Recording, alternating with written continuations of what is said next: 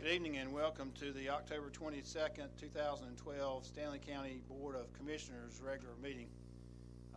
Appreciate everyone being here. I'd like to call this meeting to order and provide the invocation. I had a study the other day. It was presented at our church, and the guy talked about praying, and the disciples apparently in Luke 11 went to Jesus and said, "Lord, teach us to pray." And he's teaching them how to pray, and it actually should be called the disciples' prayer instead of the Lord's prayer, but it was for them. But the prayer is succinct, it's unpretentious, there's no wasted words, there's no repetition, there's no ceremony, there's no redundancy. Listen to the words. Our Father who art in heaven, hallowed be your name. Your kingdom come, your will be done on earth as it is in heaven. Give us our bread, forgive us our sins, lead us not into temptation, and in the end, he says, and you receive the glory. That's the prayer. So the prayer is everything. It's the highest form of worship that an individual can participate in, because prayer is basically saying, God, your name, your kingdom, your will be elevated, not my will, not my kingdom, not my name. Prayer is primarily praise, primarily adoration, primarily humiliation, primarily confession. And it says, you feed me, I need you to forgive me, I need you to protect me. You are a great God. With that in mind, join me as I pray. Father, I pray tonight that our prayer tonight would be just exactly that. Not my will or our will, but yours. That your will would be done on earth as it is in heaven. That we would follow and listen to what you have to say. That we would look to you for protection. We would look to you for guidance. We're not seeking fairness, Lord, because you have a higher standard. It's called justice. We're not seeking what we deserve, Lord, because you have a higher standard. It's called grace. So tonight we approach you, and as we do, we ask that your name, your kingdom, your will. My prayers in Jesus' name. Amen.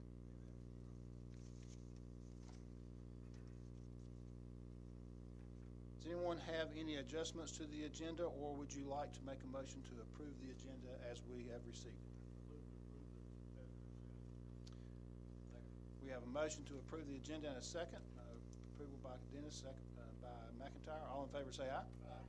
We will follow our agenda as we have them. And the first item on the agenda tonight is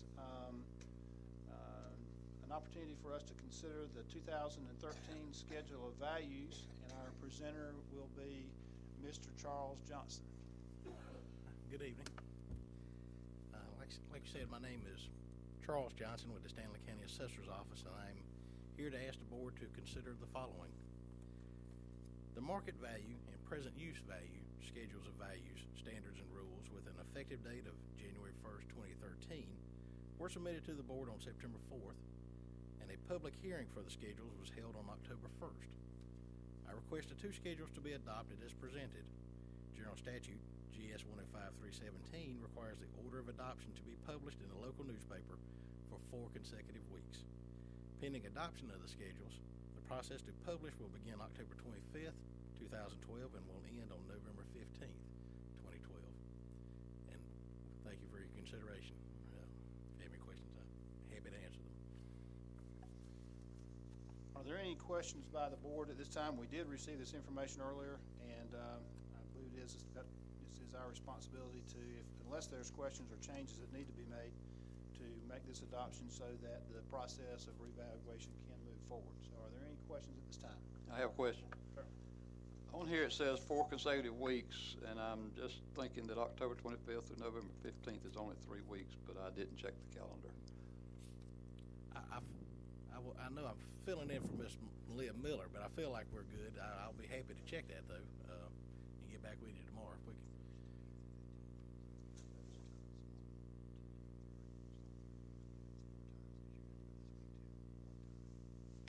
I stand corrected because today is the first one, so it will be 4 weeks. Okay. Sorry. All right, no problem. Happy to answer.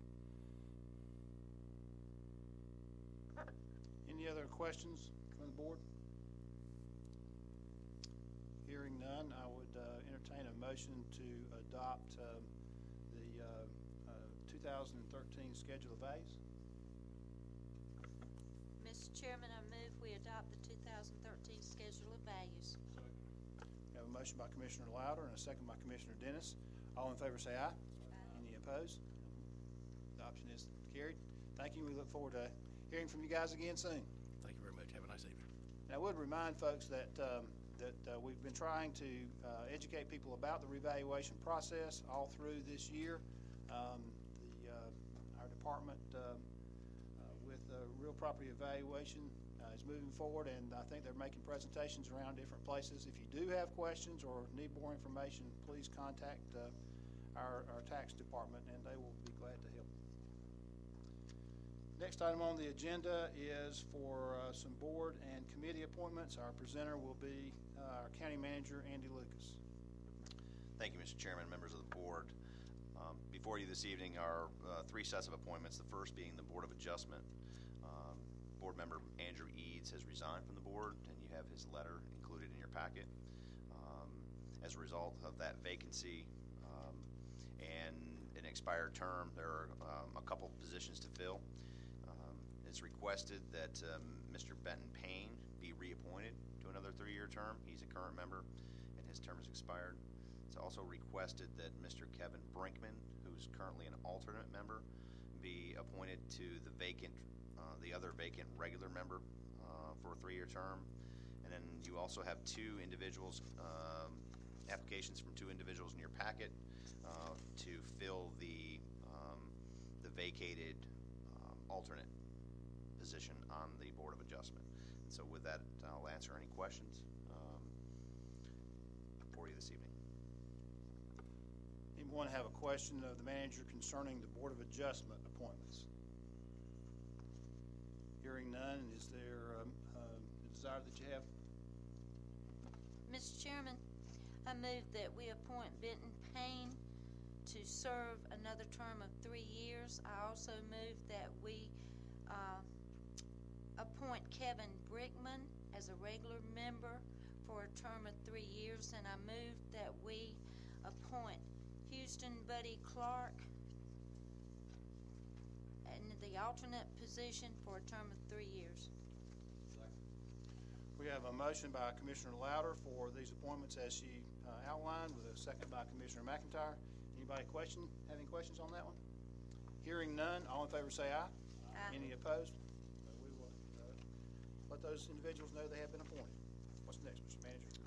The next set of appointments on your agenda for the Economic Development Commission, there was a vacancy as a result of Paul Childress's relocation in the Central District. And enclosed in your packet are two applications from individuals who live in the Central District for your consideration. I'll be happy to answer any questions. And I would make mention here that Paul was appointed to fill an unexpired term, and this appointment will also continue to fill that unexpired term that will run through January 31, 2014. So the time that this person will be serving will be a little over a year's time, I believe. What's the pleasure of the board? Mr. Chairman, Yes, sir. I move that we appoint David Smith from Albemarle to this seat, open seat. We have a motion by Commissioner McIntyre and a second by Commissioner Dennis to appoint David Smith of East Cannon Avenue and Albemarle to this position. All in favor say aye. Aye. Any opposed? Mr. Smith is so appointed. Mr. Manager? The last appointment this evening is for the Environmental Affairs Board. You have several members with expired terms that can be reappointed. It's recommended that Mr. Franklin Lee, Mr. Dale Burris, and Mr. Mark Dry each be reappointed to a 3-year term. There's also one remaining vacancy from an industry category. It's been very difficult to identify folks from industry. We do have a couple applications in your packet from small business, and staff would recommend that you give these your consideration under the industry category, given the difficulty we've had for the last several months in identifying industry. And certainly these folks are small businesses that work with industry, and so you have those for your consideration this evening. I'll be happy to answer any questions. questions of the manager? Hearing none, what's your pleasure? Mr. Chairman, move that we appoint or reappoint Franklin Lee, Dale Burris, and Mark Dry, each to serve a 3-year term, and also appoint Robert L. Garman Jr. to fill the industry vacancy for a 3-year term. Second. We have a motion by Commissioner Morton and a second by Commissioner Louder. All in favor say aye. Aye. Any opposed? Thank you. One more, I believe, Mr. Manager. Yes, Mr. Chairman, thank you. The last one this evening is the Gaston Community Action Board. This is the community development group that's based out of Gaston that serves a multi-county region. And they get weatherization grants and other things for low to moderate income homeowners that may qualify. Recently, there was a vacancy. Mr. Townsend had resigned from that board, and they are seeking an appointment from Stanley County and have requested that Miss Dolores Chambers be, who's a resident of Stanley County, be appointed to this board for Mr. Townsend's unexpired term. Do the board members have any questions of the manager concerning the Gaston Action Community Board and this appointment? Hearing none, what's your pleasure? Mr. Chairman, I've known Ms. Chambers for a number of years, more than I'd like to even think, but I would highly recommend that we appoint her to this board. We have a motion by Commissioner McIntyre to appoint Dolores Chambers to the Gaston Community Action Board, a second by Commissioner Morton. All in favor say aye. Aye. Any opposed? Thank you. One of the things that I like to remind folks that may be either in attendance or who may listen or watch on the local TV station is that, as you can see, we make appointments to serve the county. Seem like we may have as many as maybe 30 different opportunities to serve, and we appreciate all the citizens who are willing to do that.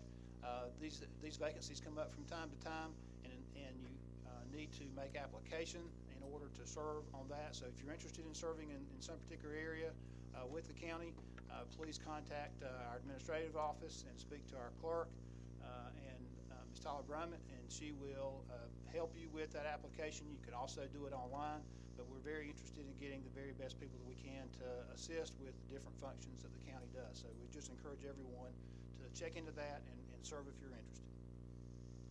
The third item on our agenda tonight is to hold a second public hearing on the proposed new Stanley County Animal Control Ordinance.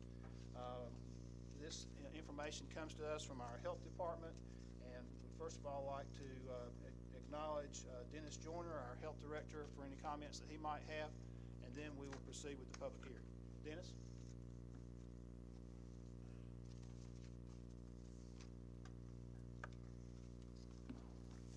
Thank you, Mr. Chairman and fellow commissioners. I just wanted to take a couple moments to update you a little bit since our last meeting with the first public hearing. There were several.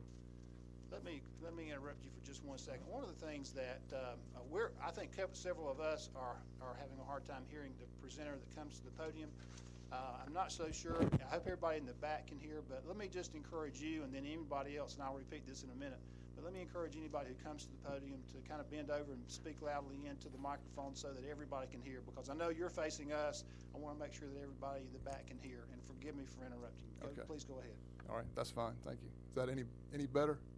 Okay. At the last public hearing, there was several questions and concerns about the proposed ordinance that had been drafted, and I wanted to take a few moments to go through the highlighted areas to share with you what those changes have been made, hopefully to address a lot of the concerns that were raised at the last meeting. I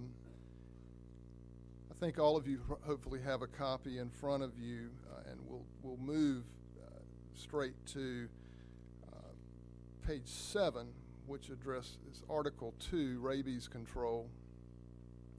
There was a section in there that spoke about restraint, and then there was also the same section listed under dogs at large under Article 4. There is no reference under Article 2 that speaks to restraint. So really, we didn't need to have that definition in there. So we struck that that whole section out. So that's kind of cut and dry. The big item, I guess, or the area to spend the bulk of the time with is on page 15, which is Article 4, Dogs at Large and Confinement of Dogs in Estrus. And here the question really is around the issue of restraint and the definition of restraint. We struck the first sentence that says the owner of a dog shall keep the dog on his property and under restraint at all times. In the definition section, we didn't feel that we needed to have an edict at that point because we're going to have that later on in the article. But under restraint, we have a list of the types of restraint, or what qualifies as restraint. Under number 6, everything else remains the same up till you get to number 6. There had been a little bit of question around hunting, and were we going to restrict or impinge on hunters' ability to hunt or train their dogs while hunting or training for hunting. And so we reworded that section to say dog would be under restraint if it was under the control of a licensed hunter while said dog is in the act of hunting or training for hunting as regulated by the North Carolina Wildlife Resources Commission, period. Hopefully that will address the issue. It's not our intent to restrict a hunter from hunting their dogs or training their dogs. The other item, number 8, was added. There was some question raised about, well, you mean you can't even play with your dog or have your dog out in your backyard, and you're going to have it on a tether or what have you. And we added a section there that says sufficiently near the owner or a competent handler on the owner's property to be under his or her direct control while playing or socializing with the dog, and the dog is obedient to that person's commands. So hopefully that would address the issue that, yes, you can be out there with the dog and not have to have it tethered if it is obedient to the person. One of the other concerns that we knew would be controversial was the issue of tethering, and we, in this category, allow tethering, and it states animal would be restrained or would be under restraint if it was tethered by means of a size appropriate chain, cable, or like device not less than 8 feet in length with swivel fasteners at both ends of the tether. Tether shall be fastened to the collar, not a choke or pinch collar or harness on the dog, and attached to a D-ring on the collar or harness. It shall be unlawful to tether a dog in such a manner as to cause injury or pain or not permit it to reach shelter, food, or water. So hopefully that addresses the issue of tethering in which it would be allowed. One of the other big questions that was raised at the meeting was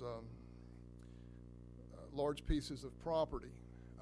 Currently, there is not a law or there's not a restriction that requires active restraint, passive constraint. As long as the animal is on a person's property, it is perfectly okay.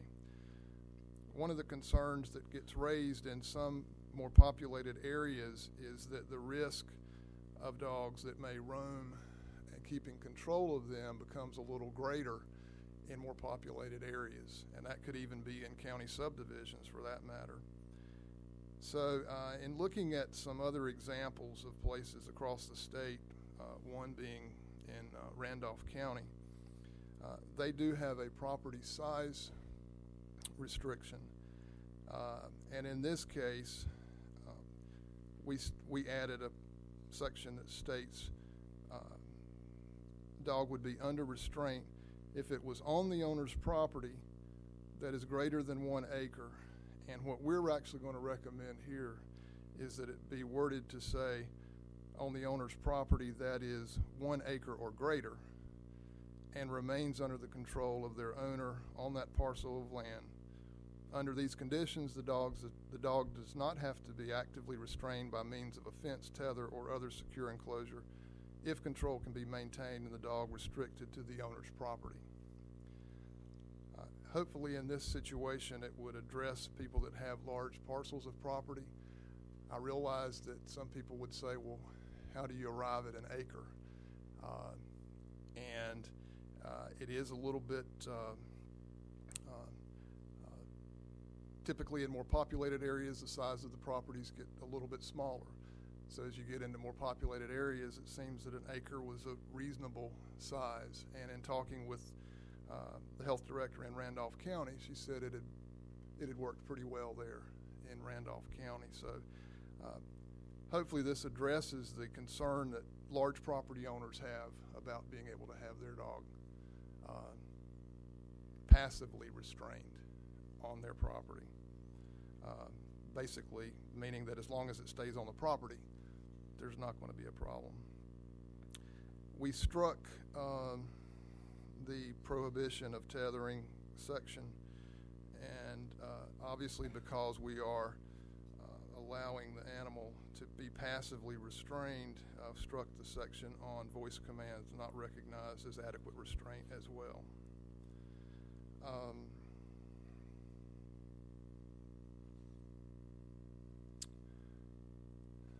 The next area that I wanted to mention was on 17. We added a section, this is about dogs at large, and the issue of a first-time complaint. It says if an animal control officer observes a dog at large or not appropriately under restraint as required by this article, he may impound the dog even on a first-time complaint. Notice here it says may. Obviously, we want to work with folks and the property owner, if the property owner is there, to convey to them that they need to keep their animal on their property. However, we occasionally run into situations where a neighbor or someone has a dog that is on their property, not under control, and if the officer is out there and actually sees the animal, and then the dog goes on back on their driveway, we saw it, we witnessed it. For us to just give a citation and not take the animal if it was a concern for the other property owner doesn't typically sit well with that person who's making the complaint, because it clearly was in violation and not being it was an at-large situation. So that's why we added that statement. The other section that we made some change, well, they really weren't changes, they were mainly trying to make it a little bit clearer, was on page 21, and this is under nuisance, cat nuisance. There was a lot of verbiage under section A that in going back and reading it and looking at it, that we really didn't need to have it there. So we struck that to make it a little, I think hopefully a little bit clearer in that particular section. Yes, we do typically give more warnings for cats because cats are a little more challenging to keep on property, and we recognize that.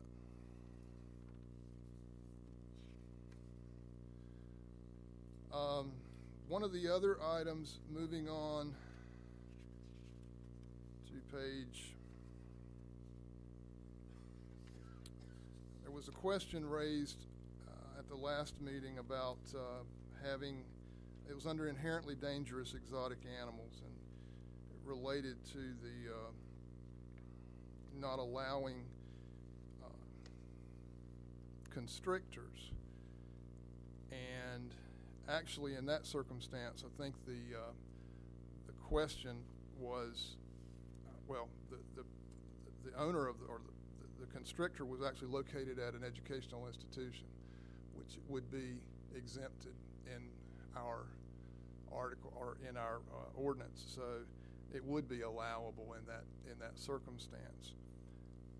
We looked at the issue of constrictor and considered adding a size for constrictors.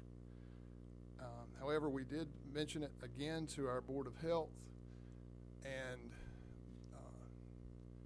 there really was not a lot of comfort in knowing what is a good size to have for a constrictor. I mean, if it's 4 or 5 feet at one point, it may be 5, 6, 7 feet at another point.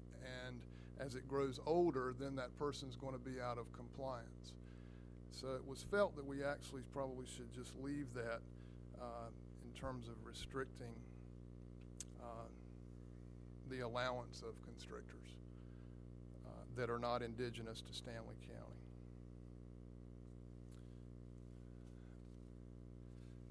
The only other item I wanted to just point out to you relates to the issue of civil penalties on page 32. At the very top, it was just more of a clarification that civil penalties would be assessed on a per animal, per occurrence basis, which I think may have been understood by many, but we wanted to just make that for clarification.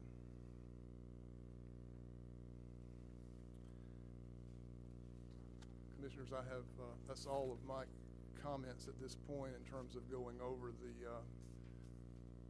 major changes that have been made. I'll be happy to try to answer any questions that you might have before, or if you want to do that after the public hearing, either way. Okay. First of all, let me thank you, and I believe you may have a board member or two here. Let me just thank you for allowing us to hear the public at our first hearing and take those suggestions to heart and to go back and work on them. It appears to me that you certainly have addressed certainly most of, if not all, of the issues that were addressed in that first public hearing. So I appreciate that, and I appreciate you and the Board of Health doing that. I think we would like to ask a couple of questions. I'll start by, first of all, just asking you, this ordinance covers the whole county, including incorporated areas. Is that correct? Yes, it would, unless a municipality had their own, voted to have their own ordinance that either more strict. They can go to a higher standard. They could go to a higher standard. Okay, right. but this covers everybody, both inside and outside Yes. incorporated areas. Okay, you did note that tethering is now allowed, but not required. Correct. You know, I want to make sure that people understood there was a difference there, and that is a change from last time. It's a Tethering major- is allowed, Right. but not required. Okay, and then can you give us just a little bit of a feel for the the motivation for the comment about the non-indigenous dangerous animals? Is there what the motivation is for that? For the overall section, or for the about the constrictor question, because that was basically it's under Article 9, I think, the inherently dangerous exotic animals that begins on 27. It says that an animal that falls within any of those categories are going to be that you're not allowed to have them. Is that correct? Right. And is there? I'm looking for the motivation behind that. Yeah. Well, that rule. Yeah. There's a lot of motivation behind it. Many of these animals, whether it's bears, lions, primates, monkeys, what have you, venomous snakes, venomous spiders, we view as a risk to the public's health. And obviously, we recognize that they may be some things that people find as intriguing and want to keep them. And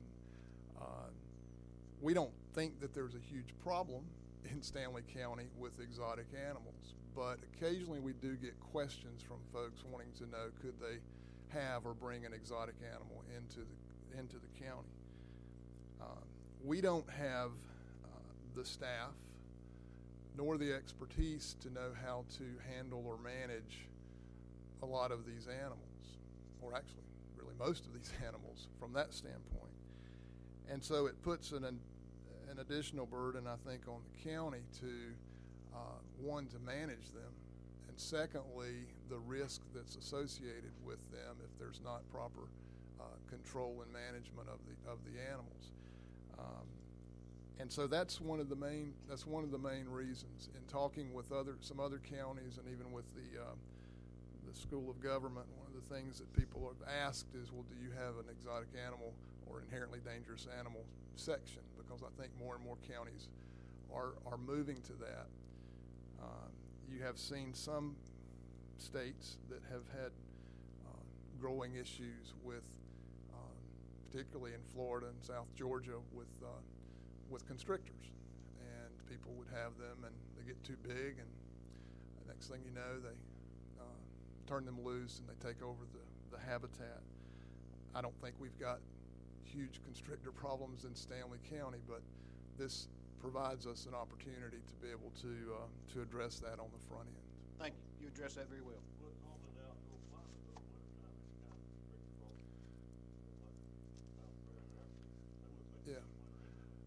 Yeah, we're close. Yeah, they would. Well, yeah, and you're right for the most part. We're kind of on a borderline from what I've heard from some of the veterinarians.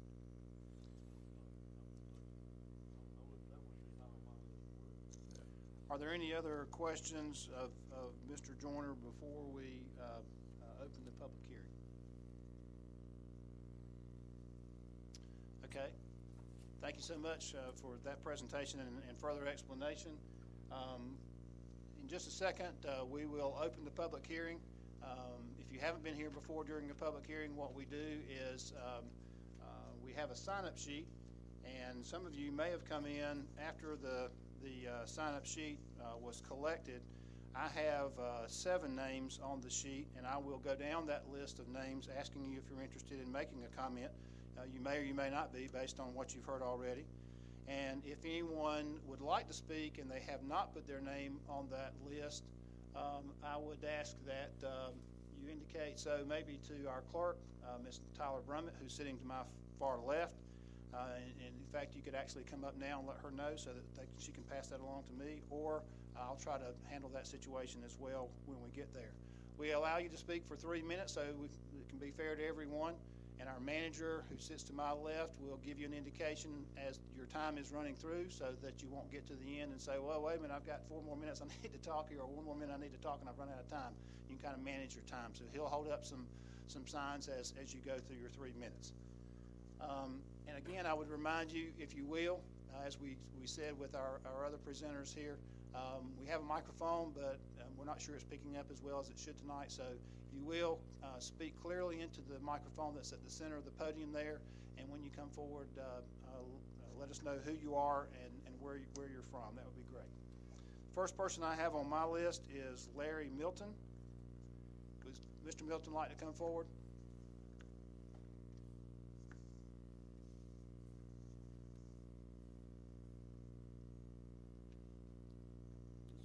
Mr. Speaker, Commissioners, my name is Larry Milton. I've lived here for 65 years in Stanley County. And a few years ago, we passed a law here in Stanley County where we had to have written permission to hunt anywhere with a coon dog or squirrel dog or whatever. So far, that's not worked very well for me. I've got four or 5-year-old squirrel dogs, and I got to carry them 100 miles round trip to tree a squirrel, because you can't get enough permission here in Stanley County to hunt them. So they don't know boundary lines. That's the main point. I can get 10 people's permission, have it in my back pocket, and they're going to get on the 11th person's property. That's the way a dog is. That's the way they operate. And I've hunted here in Stanley County, and I bought sportsman license for all my life, and now I have finally 65. I'm 65 years old. I finally got permanent license, but I paid my dues, and I have nowhere to hunt. And I think the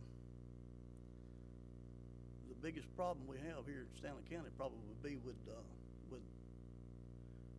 the dogs that are ill in nature.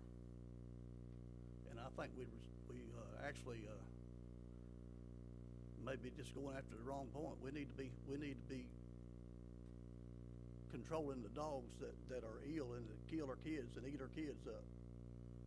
And all, and I can think of a couple right now is a chow dog, pit bull dogs of that nature. Us hunters don't have that type of dogs. You know, they find another home. They find another home if they bite us. And I think that's the biggest problem we have here. Not somebody's house dog running loose here and getting on somebody else's property. I got on 37 acres. I own 37 acres on 740 and can't turn a dog loose. Last time I had 2 dogs out, they stayed gone a half a day because one won't leave, but 2 will. I found them over at my neighbor's in the morning, and you know, I asked about them. I drove around looking for them, and found out where they were that early that morning. I wound up over in one of my neighbor's yards over there. The dog warden had one of them, and he couldn't catch the other one, so I caught both of them and done what I was supposed to do, put my dogs up. But the main point is, if they leave them alone, they come home. And we can't train a dog unless we turn them loose. Thank you for your time. Thank you, Mr. Milton.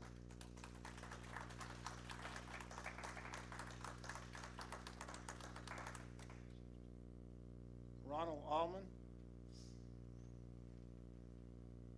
Boy, 3 minutes ain't very long. It's something that's this big. You're speaking to the microphone so we can all hear what you have to say, Mr. Allman. My name's Ron Lawman, and I got a few concerns I'd like to go over with you tonight. Appreciate y'all listening to what I got to say. One thing that bothers me is the 10 by 10 requirement for dogs, and I know it was scratched out, but that was already in the old ordinance. That needs to be changed. It don't have to be 10 by 10 by a small 13-inch dog.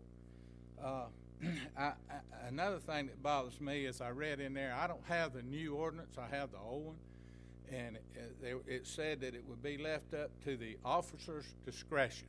That should not be in there. It should never be like that. Make a rule and go by the rule. Don't leave it up to one individual to make a decision on something.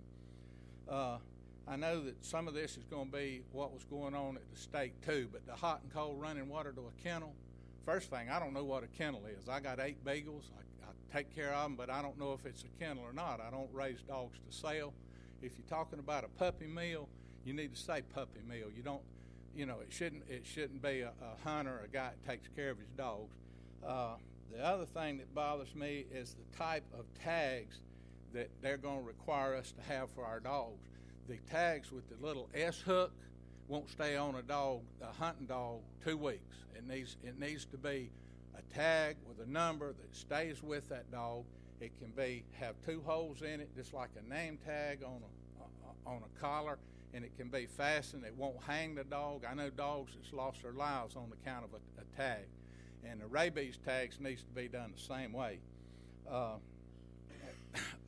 You know, they talk about exercise. They want to take care of your dogs. Well, most of us hunters run our dogs year-round. You train puppies. You got to train puppies. You can't wait till the season comes in to train a puppy. You got to train those dogs year-round, and that's what we do. We have a Beagle Club in Oakboro where we train dogs and run dogs, and that's one thing that needs to be changed on that thing. You just need to know what a definition of a kennel is, and that. And the other thing is, I'm not sure that everybody has a problem with dogs. I think there's a certain group or a certain problem, and it may be just in the city, I don't know.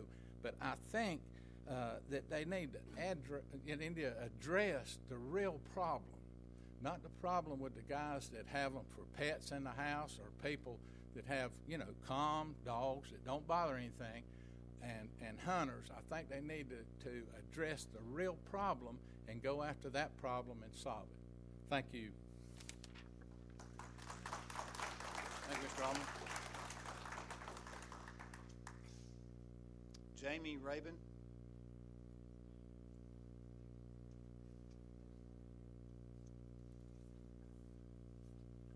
Thank you, Mr. Rabin. Again, remember to speak clearly. Let us know who you are. How you doing? I'm Jamie Raven from Stanley County. Everybody's about to say the same thing. The hunting dogs is just a different kind of breed of dog. They ain't mean, they ain't ill. Like I went to court today on some dogs that was barking, I keep them in dog lots on my property. They do bark, so everybody else said the same thing I said. And it's just, they wasn't nothing done today, but it's probably going to get done. And they in dog lots, they on property, but they do bark now. Hound dogs, beagles bark all the time.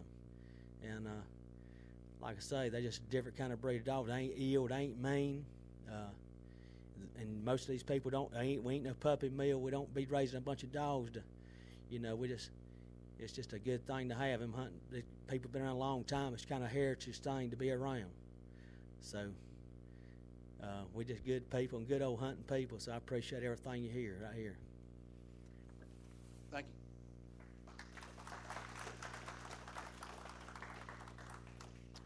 Shirley Shaver.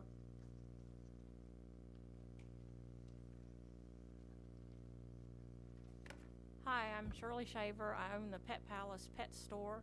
I mainly want to talk about the reptile situation. First off, I think I've been here since 1979. My dad was in the Army 25 years. My mother's German. And the reason I bring that up is I never thought I'd see the day where I'd have to come to a meeting like this, because I'm pretty much a live and let live kind of person. But it appalls me that somebody is going to tell me or anybody else what they can keep for a pet. You can't legislate morality. You can't legislate parents. You can't make them better people or better pet owners. I do understand that you have to have laws for the welfare of the animal. I'm all about that. But Mr. Joyner said we want to stop this reptile thing because we want to get on the front end of it. That ship sailed. I've been in business since 1989. I order 2,600 mice a month, or 2,600 mice a year. I only sell maybe 25 snakes a year. Some are constrictors, some are boas. The average snake is probably 18 inches maybe when I get it. I sell a lot of baby snakes. The problem that I see with this whole situation is this.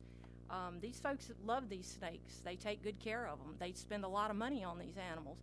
It's not a $25 snake. You're talking about a $600 or $700 snake. The housing alone can be anywhere from $1,300 to $1,500.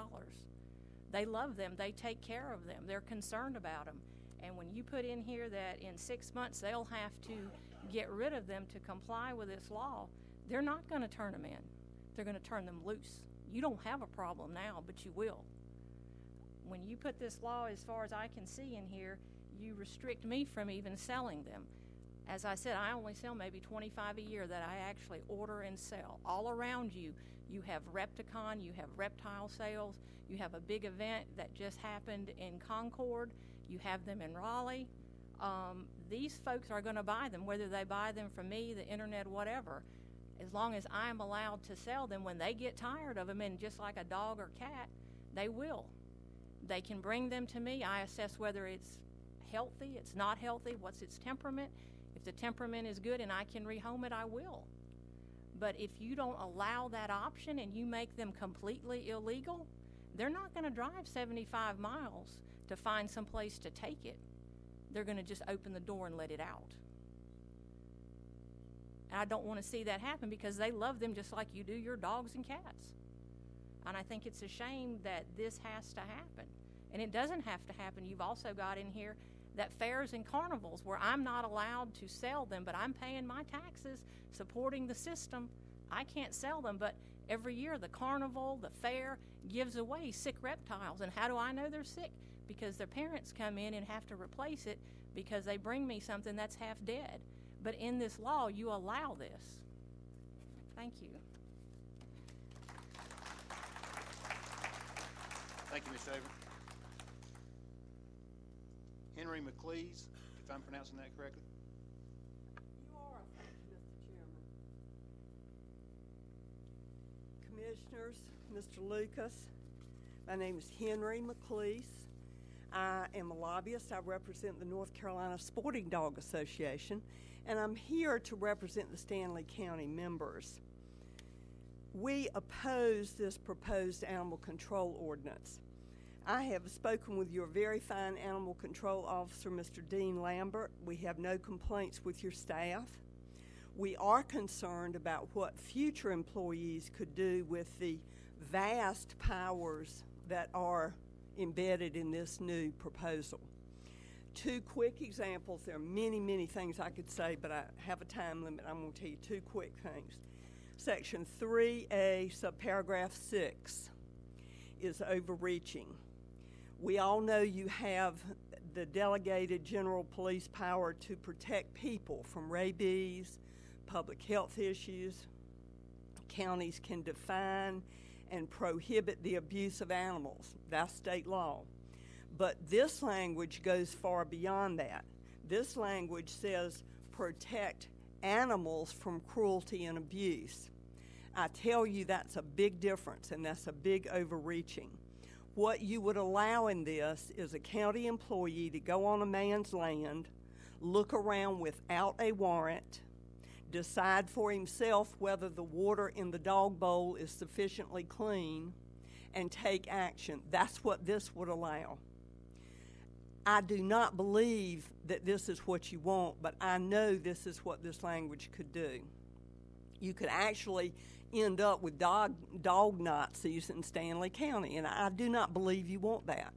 But this language would allow these employees to prowl around the property of citizens, checking on whether the dog food is nutritious or a kennel has been cleaned out today. Subparagraph 8 is worse. This gives your county employees the right to, quote, patrol homes and businesses in the county as necessary for the purpose of ascertaining compliance with this ordinance or state statute. We do not operate that way in our country. We have the Fourth Amendment of the U.S. Constitution and one just like it in the state Constitution that protects citizens against unreasonable search and seizures. We don't want dog Nazis patrolling our homes or our businesses to see if we might be thinking about violating this 35-page ordinance. We don't need this. Do not vote for this. What I'm asking you to do is to consider appointing a Stanley County Citizens Committee to work with your animal control to come up with an ordinance that is not overreaching but yet does reach the actual problems that you have now. I was interested in the comments that they're trying to get ahead of it. I would say they've gotten way ahead of what you need to do here. Please vote against this. Thank you.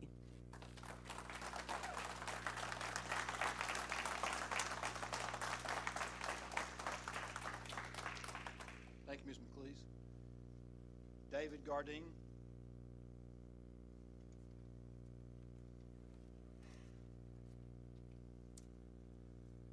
Thank you, Mr. Chairman. Fellow commissioners, I appreciate y'all listening to us tonight as hunters and dog owners. First animal I ever had for a pet was a hound, a dog. I've probably had hundreds since then. I've had dogs smarter than most of the people I deal with.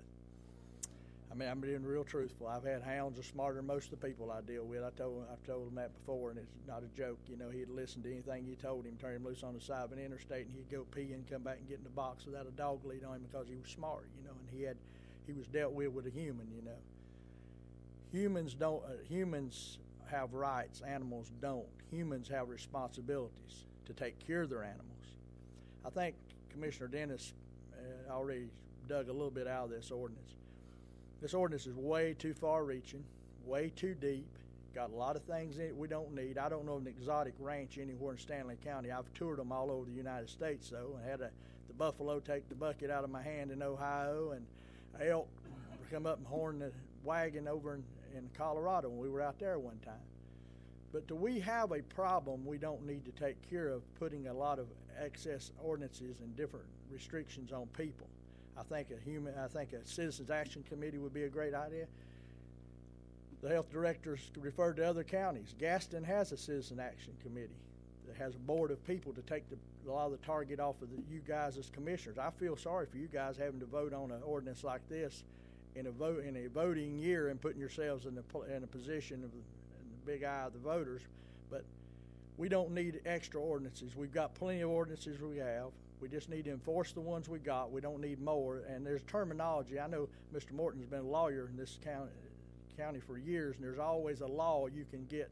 If a guy's breaking the law, you can find something to put him under. Don't tell me there's not, because I had a friend, a state patrolman, coon hunter with me, and he said anytime he wanted to give anybody a ticket, he could follow him 5 miles down the road and find out something he done wrong. I ask you commissioners tonight to please vote against this, and maybe appoint a Citizens Action Committee of a broad spectrum of people. Paper lays steel, and you can write on it. You write anything you want on it. Sometimes you're fed the wrong information. We had one of these ordinances come up in Davidson County, and it was after they voted against it, they found out there's a lot of stuff that wasn't so. If a person's breaking the law, he needs something done about him. I agree with you. I'm the first one. We police our own, too. We really try to. I really appreciate y'all listening to me tonight. Please vote against this. Thank you.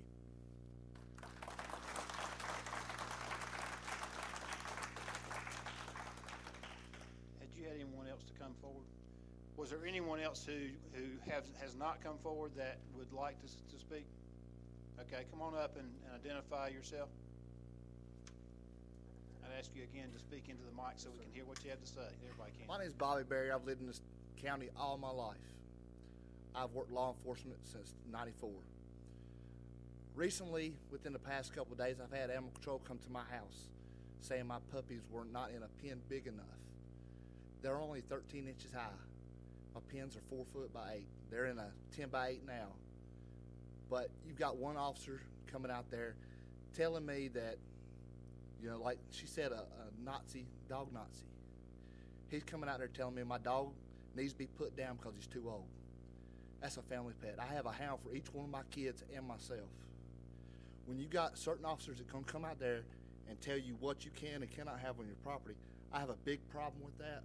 My family travels all over the country coon hunting with youth nationals and everything. That's part of my family. My dogs are my family, just like my kids. I don't feel right that any officer can come out there, walk across my property, and tell me he can fine me $4,000 for just stepping on there. That's all I got to say. Thank you. One other one? Come ahead and please identify yourself and speak clearly so we can hear you. My name is Jeff Stacy from Albemarle. I'd like to also point out the fact that I think you need to vote no against this. If we start getting breed specific, we're really getting into a big problem. It's not about what type of dog breed it is, it's about what type of dog owner you have. I also have birds. Those birds have helped me and my children through a hard divorce. I could bring my children up here and let them talk to you and let them cry and tell you that if we had to get rid of our birds, you would devastate their lives. We have a son that's 18 years old, just moved out. We have a bird that's just the same age as him. Those birds are our lives. One bird alone costs $3,500, not to count the cage, not to count the amount of food that we give it, what we have to do to take care of it. I like to hog hunt. I know hog hunting's getting new in this area, but hog hunting's been around the United States about as long as we've been here. Pit bulls are used for hog hunting. Many different breeds of bulldogs are used for hog hunting. If we get breed specific with our animals, we are really going to have a problem. Really have a problem. You can take any dog that is smart enough and train it to do anything you want, whether it's hunting, whether it's to work with the handicap.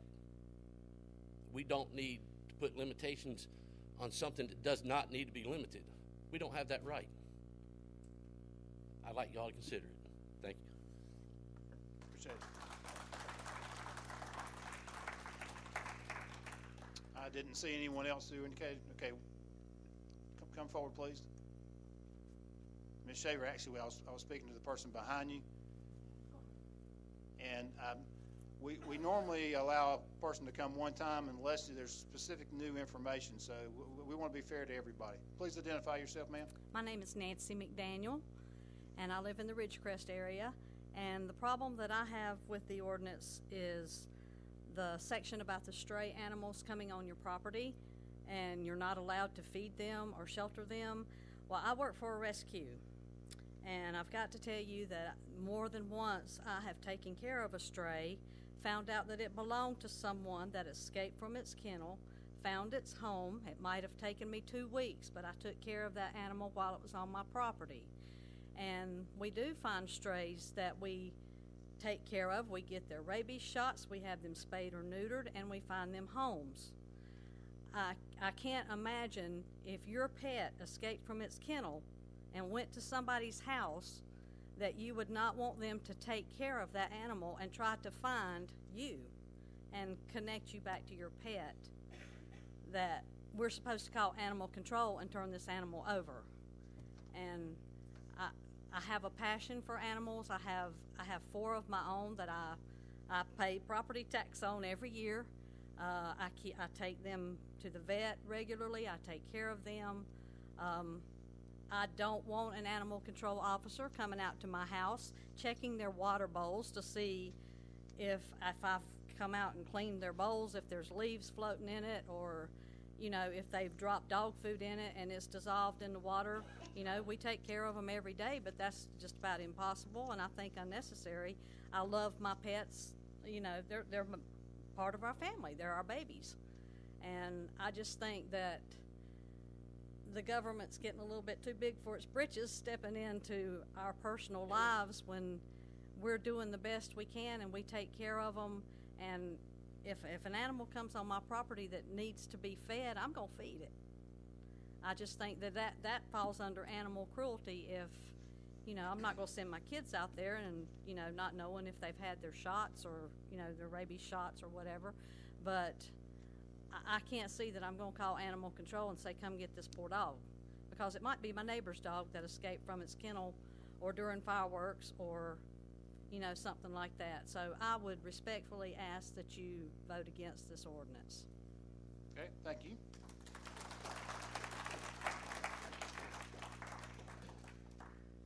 I have not seen anyone else who's interested to speak. Okay, come forward.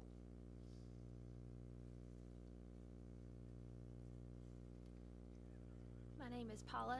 I've been a Stanley County resident ever since I was born. I want to point out most of the people I have seen come up here tonight are older. I'm probably the only person that has come up here and stepped forward that is under the age of 30.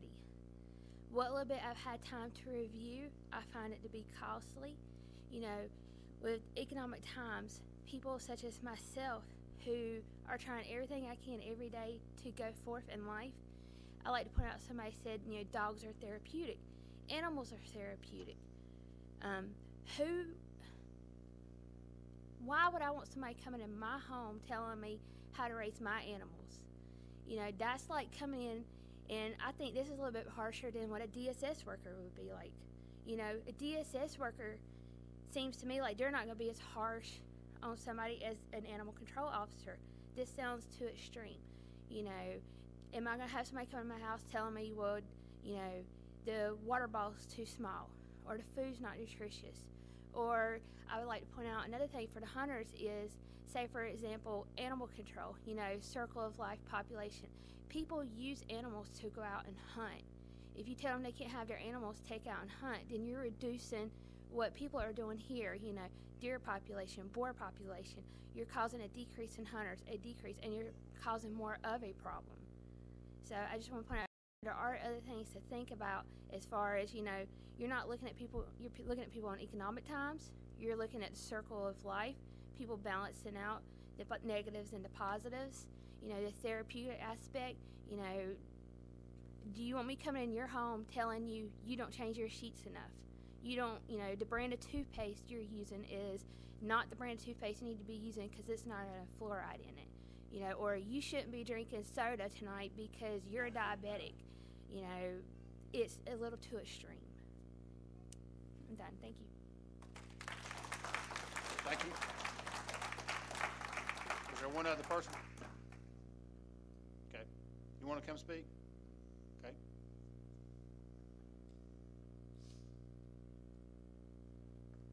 Again, please give us your name and speak directly so we can hear you. My name is Tammy Udi. I have reptiles. I love my reptiles. I was depressed at one point in my life. I was taking 16 antidepressant pills in the morning and 19 at nighttime just to sleep. I got my first bearded dragon from Dusty. I've had him for 2 years. I'm not on no antidepressants. I'm not burning myself. I'm doing what I need to do for my bearded dragons. I have 6 bearded dragons, a blue-tongued skink, and a ball python. You really gonna tell me that I have to get rid of my animals? It's not fair. I mean, it's just not fair. They are my family. I get up in the morning, I bathe them, I clean their cages, I take care of them. I spend over $1,000 a month in these lizards, and I do it because I love them. Don't take my babies away from me.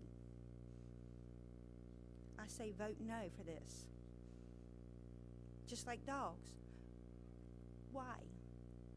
Just because somebody has an issue with dogs or cats? Find out what the real problem is. Solve it. Don't take it out on us. And don't take my babies away from me. I am where I am today because of them.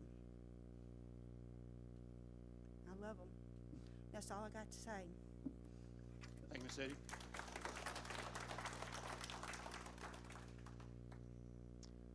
Seeing no one interested in speak, I declare the public hearing closed and would invite commissioners to ask questions or make comments at this time.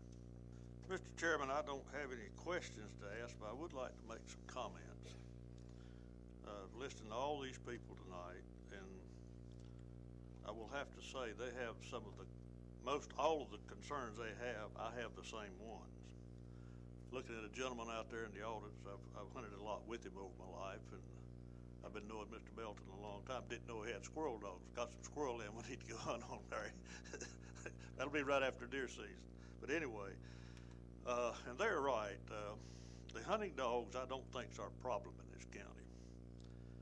And I feel like what we're fixing to do with this present thing we've got here is going to be, like the lady said, we can't legislate morals, we can't legislate anything else. If somebody's not taking care of something, someone needs to call, and I think we have the authority now to go straighten that out, or at least we should have. One other one mentioned the discretion of the officer, and I know y'all have heard me mention, but all of y'all, that I've got a little problem with that. I don't have a little problem, I have a lot of problem with it. I think we have good enough laws to prevent the animal cruelty, and I don't like the section where stray dogs. If you couldn't have stray dogs, 2 of the dogs at my house would not be there today because they came up and we kept them a few days and carried them to the vet and got all their shots, whether they needed them or not. So, and then we run an ad in the paper. Well, I know the old beagle that we got, they just threw that dog out because it was too old. Well, she's been living there about 7 years. She got hung and broke her back leg, had it amputated. We call her Tripod now. And she rambles. She goes into every neighbor in this neighborhood right well. There's not many of us. It's all family. but she makes her rounds every day. She stops 4 or 5 times on the way to rest, but tripod will make it. And I've always had animals, and the first set of beagles I ever owned I bought from Ronald Altman's father. Good set of dogs, Ronald. I just wished I had time to rabbit hunt now. But I just think we just need to leave this thing alone. I agree with the citizens out there, and I'm just one of you, but I just think we're treading on mighty thin ice on all this stuff. And I just think we need to look hard at our laws we got now, and if we got a problem, we need to work with them. And then if we don't have something to take care of, we need to add that, not just go broadbanding on all this stuff. I've been coon hunting a lot. I've been fox hunting a lot. Didn't take me long not to like fox hunting, but first trip we did on that, turned the dogs out here at above my home place and picked the other dog up in Mount Pleasant on the red fox. So they didn't take them long to get there. And the boys are right out here with the hunting dog. If that dog leaves you, well, I've been off a lot of times with my dogs, and I know Ronald has too, and a lot of the boys with coon dogs and fox dogs, just lay one of your coats down, go back in a day or two, or the next day, he'll be laying right there on your coat waiting on you to come back. So if you see a man's coat laying beside the road that's been hunting there, don't take his coat, because that's to get his dog back. So, and I just don't think we should, I'm not in favor of this thing, and I'm sorry. Well, I don't know. I'm going to let the rest of them talk first, then I'll make one.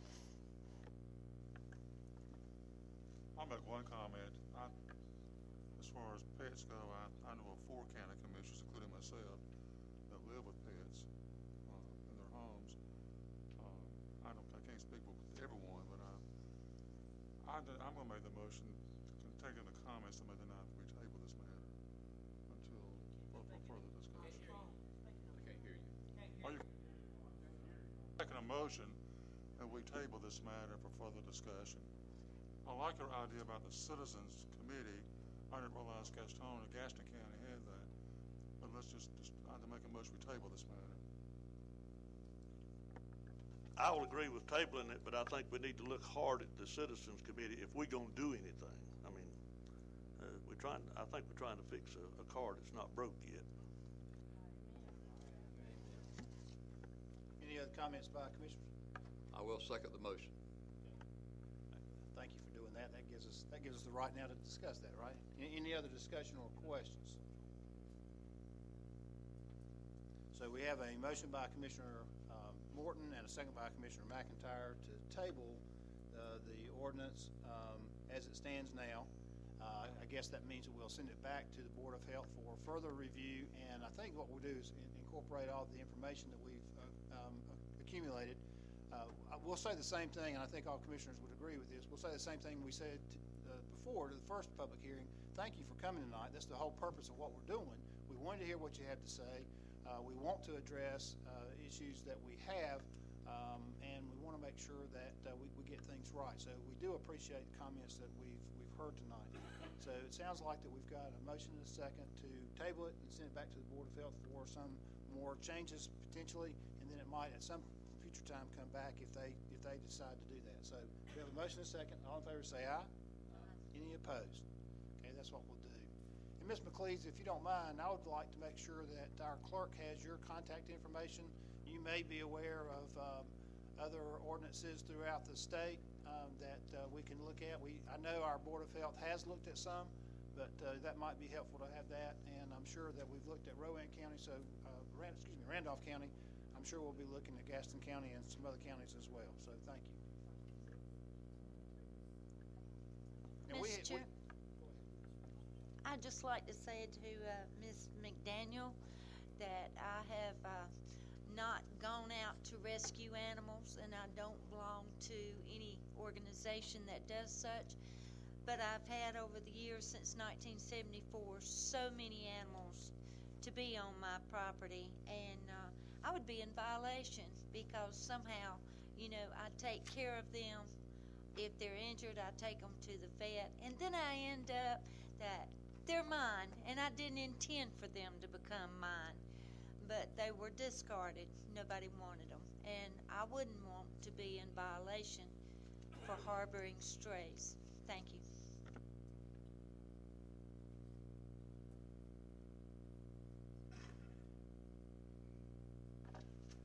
that concludes this particular item. We have a couple of other items, but if you're welcome to stay if you'd like to for just a consent agenda and a couple of more items, and then we're going to go into closed session. But if you are interested in leaving at this point, I'm going to just be quiet for a few minutes and let the room clear if you so choose to do so. But thanks again for coming tonight.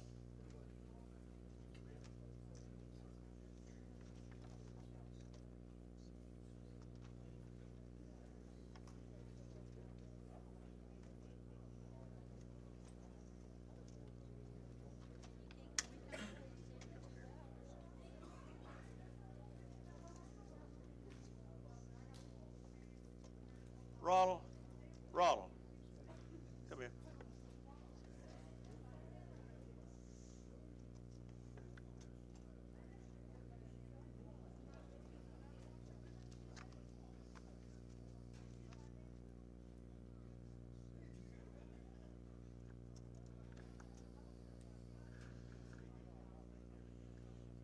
Thank you.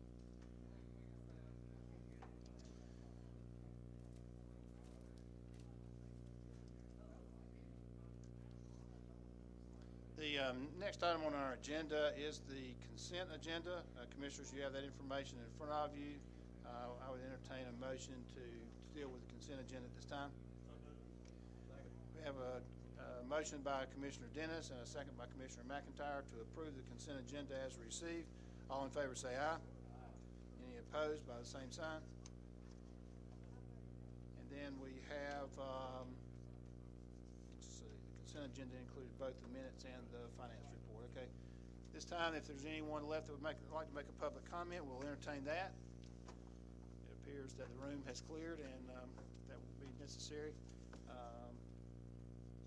Anybody? Let's see. Let's have our general comments then, and let me begin on my left tonight with Commissioner Morton. No comment. Commissioner McIntyre. No comment. And I'll go to Commissioner Louder. Or Commissioner Dennis. I just want everybody to remember, if you're going to watch this on TV, to go vote. Early vote is open. I can't believe Gene didn't jump in on that. But I will say this, Gene, as long as you're going to vote for you or I want, go vote. That's true. Vote early and vote often. I actually was going to mention that. And I think it's important because it is a very convenient county service. It's obviously not free. Isn't that right, Mr. Manager? It's not free. So it is something that county citizens do provide for themselves, if you will. And early voting has started at the Stanley Commons last week on October the 18th, and it will run through November the 3rd at Stanley Commons. We do on weekdays from 8:30 in the morning till 7 in the evening, and on Saturdays, which would be, I think, October the 27th and November the 3rd from 8:30 in the morning to 1. Then at Locust, New London, and Norwood, we also are providing early voting from October the 29th through November the 2nd on weekdays from 1 p.m. to 7 p.m. and on the 2 Saturdays from 8:30 a.m. to 1 p.m. And so we do appreciate our staff at the Board of Elections for what they do and for offering these services at Stanley Commons, at Locust, at New London, and Norwood.